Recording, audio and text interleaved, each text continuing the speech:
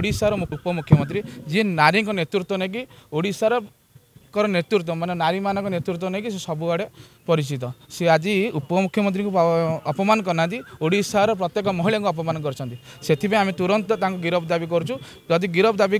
करने नवेदन कर सरकार 24 घंटा भर गिरफ करूँ जदि न करेंगे आम आईन को हाथ न बाध्य हूँ ना ना आपड़ देखिए विगत दिन विजु जनता दल भी जो मैंने आमर जो सोशल मीडिया भाई मैंने पोस्ट कर कोना को टिके पोस्ट हो जाए गिरफ कर आम भी चाहूँ आम सरकार रे जो मैंने उपमुख्यमंत्री मान प्रति यही अपमान कर आम भारतीय जनता पार्टी नेता मंत्री विरोध में एमती लिखुं पोस्ट कर तुरंत गिरफ कर सरकार को आम नवेदन कर मनोज नायक जड़े उपदा कांग्रेस सरपंच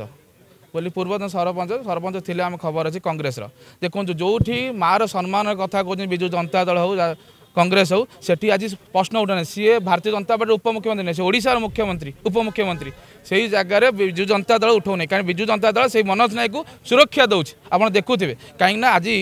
मुख्यमंत्री कौटी प्रवचन भाषण दौरान कि आम मार सम्मान कथा कहे आसतु महिला दिवस पालिबा किंतु से उपमुख्यमंत्री ओडिशार से सम्मान कथा ये चिंता करना विरोधी दल।